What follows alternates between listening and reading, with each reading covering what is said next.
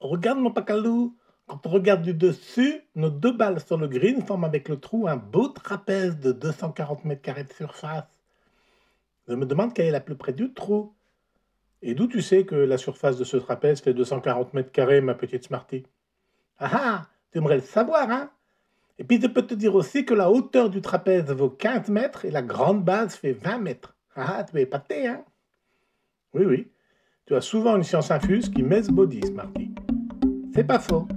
Mais en attendant, je me demande toujours quelle est la balle la plus près du trou, mon pacalo. Eh bien, grâce à tes mesures, nous allons faire un peu de géométrie pour trouver ces distances. Alors, appelons x la distance de ta balle en haut, là, au trou. Et y la distance de ma balle, celle du bas, jusqu'au trou. Alors déjà, rappelons-nous la formule de la surface d'un trapèze. La surface, c'est la petite base plus la grande base, le tout qui multiplie la hauteur sur 2. Ah bon, mon pacalo? Oui, oui, et puis c'est facile à retrouver, tiens. Partons d'un trapèze rectangle quelconque. Et imagine un autre trapèze totalement identique et que l'on tourne et colle comme cela. Et bien maintenant, on a un rectangle de hauteur connue, celle des deux trapèzes, et de longueur, la somme de la petite base et de la grande base. Et donc, ce rectangle a pour surface sa hauteur que multiplie la petite base plus la grande base. Mais comme j'ai compté 2 fois le trapèze, eh bien la surface d'un seul trapèze est 2 fois moindre. Et voilà la formule. Du coup, avec tes mesures, nous avons 240 à gauche est égal à x plus 20 que multiplie 15 sur 2. Alors je multiplie par 2 sur 15 des deux côtés, ce qui fait disparaître le 15 sur 2 à droite. 240 fois 2 que divise 15, ça fait 32.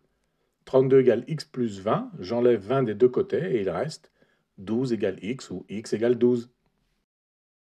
Alors maintenant que nous avons les éléments, nous allons pouvoir calculer y en appliquant Pythagore dans le triangle rectangle que je mets en évidence par la couleur bleue.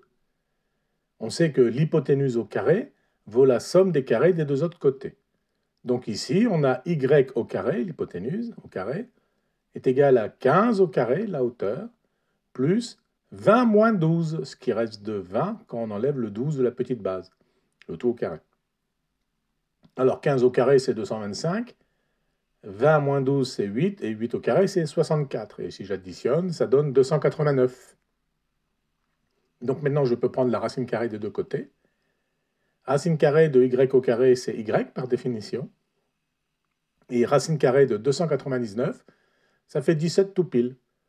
Du coup, la balle du bas, la mienne, est plus loin que la balle d'en haut, la tienne. Et donc, c'est à moi de peter. Eh bien, bonne chance, mon pacalou. Pense à bien t'aligner sur ta ligne de jeu.